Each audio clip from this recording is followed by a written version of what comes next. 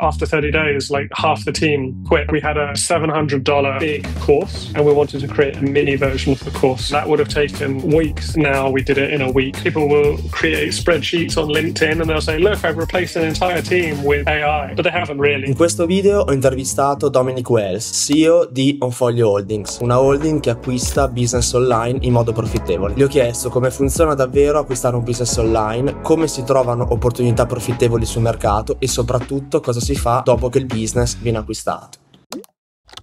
Hi Dom, it's exciting to have you here. Thanks for joining the show. Can you tell us more about yourself and the business that you built? Yeah, sure. Happy to be here. I'm the CEO of Onfolio. We are a publicly traded company which buys online businesses and basically grows them, holds them for the long term. And the idea is to keep buying and building and growing the portfolio over time. Before we get into how people can actually buy cash flow businesses, can you tell us why you chose entrepreneurship through acquisition and what you really like about this model? Yeah, I mean, I actually started out building businesses. My background was I was looking for ways to make money online, and I learned about SEO and affiliate marketing. And so I started building websites, start with just a domain name, WordPress, and then I would write all my own content and I would basically just build it from scratch with very little budget, basically no money you could start. And after I did that for, I think, 2 years, I realized, okay, I actually have a little bit of money now. Maybe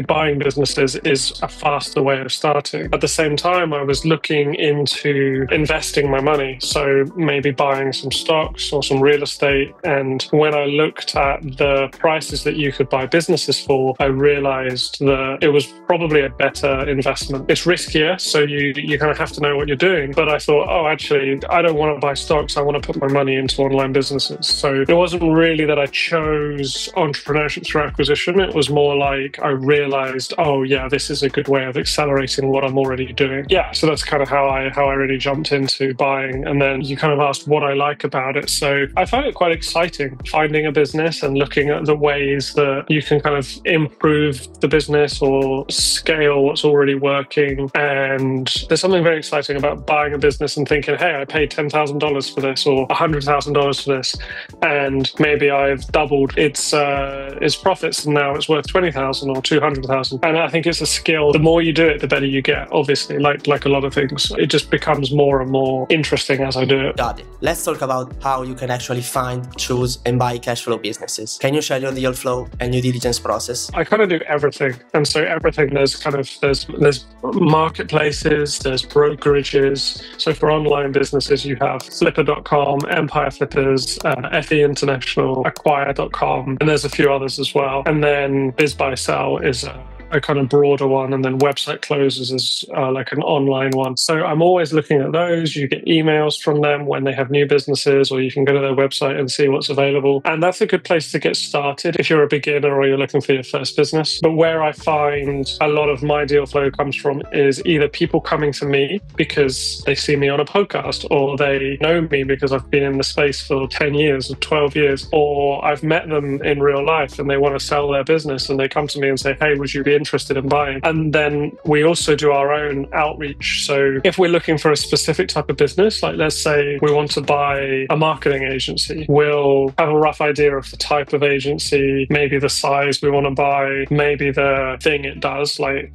is it an email marketing agency or is it paid traffic and so on. And then we'll use cold outreach tools like email outreach tools to just basically email every marketing agency and say, hey, we're buyers, we looking to find a business that has this criteria, and the more specific you are, the better. And most people say no, or they don't even reply. But some of the people who do reply are actually, that's some of the best deal flow. And then, yeah, sometimes I just know someone and I say, hey, if you're ever interested in selling, let me know. So you kind of do everything. And for people just starting, I would say go to the brokerages or the marketplaces because you'll learn a lot while you're looking for the right business. Okay, nice. So you just bought a marketing agency. What do you do in your first 90 days in terms of growth and optimization? Usually you're kind of just building a to-do list. So the first 90 days really starts probably 60 days before the first 90 days. So while you're looking at the business and you're deciding, do I want to buy this? You'll be trying to understand as much as you can about the business and about how they work, what their challenges are, what they're really good at. You might say to them, hey, if you weren't going to sell, what would you do to grow it? And sometimes they have no idea, which is why they're selling. Sometimes they have some good ideas. So even before day one, you're kind of building this idea of what you're going to do. And it's hard for me to answer exactly what that is because it's different with every business. But it's usually something like maybe they want to build a new service, or maybe they need to hire some extra people. Maybe you're going to take some of their services and promote them to some of your other companies if you have more than one. Maybe you don't really have any email marketing. I'm going to help you build that. So really the first 90 days is kind of like, okay, we're taking over the business. We're going to learn how everything works. We're going to make sure nothing's broken, because usually during the transition, which is the founder leaves and you come in, or the founder stays and you come in, it's quite easy for something to go wrong. Like, I don't know, you transfer everything and something always gets forgotten, or you have to think about messaging clients. Maybe you have a new entity and clients need to change their billing over to like a new PayPal account or a Stripe account or something. And so really the first 90 days, you're kind of like, don't touch anything.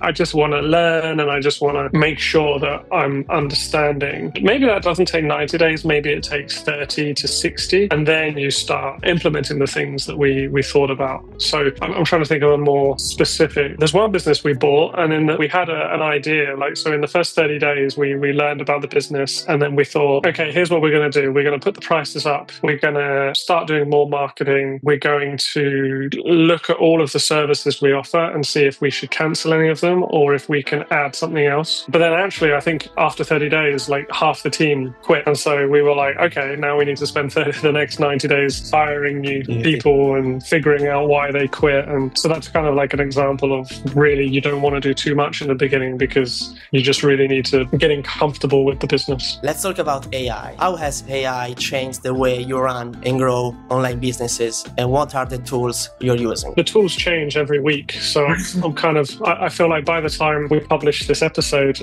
the answers will already be obsolete. But there's different ways different businesses are using AI. So I think the easiest thing that probably everybody's doing already is using things like ChatGPT or Claude to do faster research, to brainstorm, like come up with different ideas and to create content. And that doesn't necessarily mean, hey, I want to put a blog post on, so I'm just going to get AI to write it and I'm going to publish it, because that's usually low quality. But maybe you think, okay, I need to create a new sales page, and maybe you talk about it with AI and AI helps you structure the sales page, and then maybe it writes it for you and you're like, yeah, this is pretty good. I need to tweak this a little bit and make it sound a little bit more human, and then you can publish it. And before AI, that would have taken a long time, because first of all, you have to think about it and plan it, and then you have to write it. Whereas now with AI, you can probably do that in an afternoon. And so kind of using it as an extension for your brain is really good. Like, I think what a lot of people are doing is they're trying to use AI to be a salesperson, or trying to fire their team and use AI to do the work for them. And I think maybe in the future, but right now in like 2025, it sounds good, but I haven't seen anyone that's actually done it successfully. One of our other agencies, what they did is they have to go out and pitch clients, because they have clients who pay them like $50,000 for a project, or $100,000, $200,000. And sometimes they even go and pitch in person in somebody's office, kind of like you used to see on Mad Men and in the old advertising days. And so what they did was they thought, well, we want to create some videos to use in our pitch. Before AI, you would think, we don't really want to create a video. It's going to take time, it's going to cost money, and we might not win the contract, so we're not going to bother. Whereas now you can use Google VO3 and Flow and some of these other tools to actually put together an okay AI video where you're not pretending it's not AI. So like you can walk into the pitch, the presentation, and be like, hey, look, here's an AI video showing what your advert might look like or what your project might look like. And maybe you're the only company that does that, so it helps you stand out. And so there's just lots of things like that. Trying to think of another example. One of our companies, it's not an agency, it's a course course, like an education business. We wanted to create a new module for the course. Like we had a $700 big course and we wanted to create a mini version of the course. And again, that would have taken weeks, certainly, and probably months to create before AI, whereas now we did it in a week where we basically just got AI to help decide, okay, what things from the full course should become the mini course. Let's create all the content. Let's create the emails. Let's create the landing page. And we set the team a target and said, use as much AI as you can and try and do it in a week. And they did. And the purpose of that was really to teach the team, if you use AI, you can do things a lot faster. So those are the opportunities. I think the negatives of AI, there's a lot of uncertainty. So a lot of companies are thinking, how is AI going to impact me? Or if you're an agency that does content for your clients, maybe the clients are just going to use AI instead of paying you guys. Or maybe you're thinking of offering a service, or you're thinking of buying a business and you think, is this business even going to be here next year? So I think the biggest downside is just the uncertainty that AI brings. All right. For anyone looking for profitable ideas, I want to ask you, what do you think are the most lucrative businesses and niches to focus on these days? I think anything that's high margin, education or digital products are probably one of the best. You do have to be good at that business model. So you have to be good at like paid advertising. You have to be good at email marketing and generating sales. But the margins are pretty good there. Whereas maybe 4 or 5 years ago, people would have done e-commerce or they would have done Amazon FBA. I think those business models are going to have a lot of difficulty for the next few years, maybe even for the long term. I think anything that helps people understand AI and use AI in their business is going to be in demand and is going to be popular. It might not be the most lucrative, but it's probably the easiest way to make some money. So for example, let's say this is more about starting a business than about buying. But if you understand AI and you think, okay, I'm going to just go out and find some existing businesses and see if they want me to teach them about AI, I think you'll be able to get some clients that way. It might not be very scalable because you're trading your time, but I think that's probably the easiest way to make money at the moment. A lot of people are promoting AI agents and things like that. And again, I think a lot of that is they probably don't actually work. You know, they're just like, people will create spreadsheets on LinkedIn and they'll say, look, I've replaced an entire team with AI, but they haven't really. They've just made a map showing how they would do it. So then, I mean, I think those are the things that really, I think, are the most interesting at the moment, is kind of using AI as a tool to help other businesses. And so if you're trying to acquire something, yeah, you could acquire an AI business or a business that helps people use AI. The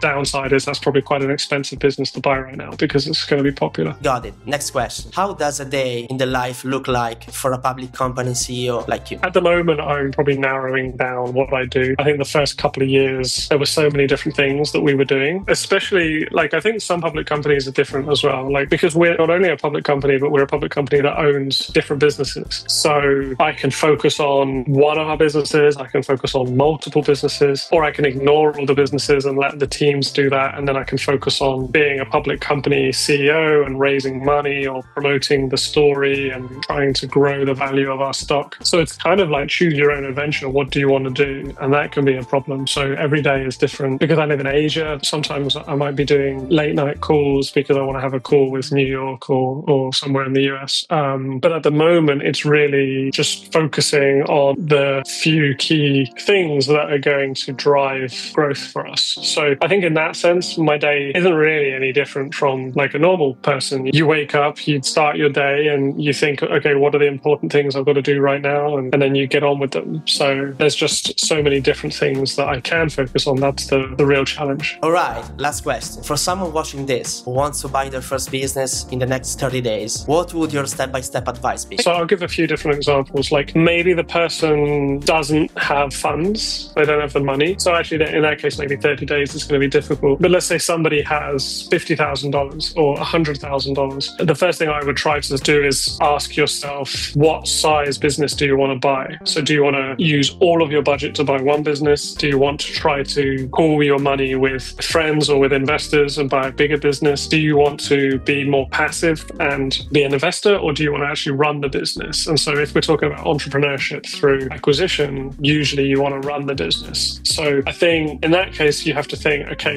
what type type of business do I want to buy? So online, offline, is it marketing? Is it software? Is it an agency? Is it info product? Is it physical product? And the answer to that's probably, do you have a certain skill or do you have interest? If you don't have any interest or you don't have any skill, then I would say, right, we'll try and figure out which business model you understand the most. But if you already have all of those things figured out and you think, right, I know what I want, I know how much I want to pay, I've got the money, then I would just say start looking at all of the marketplaces and all of the brokers and just start looking at as many businesses as you can. Don't buy the first one that you look at, because it's easy to think the first one you look at is perfect and then you look at another one and you think, oh, actually that one wasn't so good. So you kind of need to go through the process of trying to buy a few before you buy the right one. So I don't even know if 30 days is possible, but I would say that's what you should do. First, narrow down your thesis on what you think you want to buy. That includes everything I discussed, like the business model, the size, etc., etc. Then just start trying to look at as many businesses as you can that fit that criteria. And then when you feel ready, then maybe you're ready to pull the trigger and buy that business. L'idea di acquistare business online può sembrare complicata all'inizio, ma in realtà è molto più accessibile di quanto sembra, anche con poco budget. Se ti interessa l'argomento, in descrizione trovi link utili per approfondire. E mi raccomando, se ti è piaciuto il video, lascia un like e iscriviti al canale.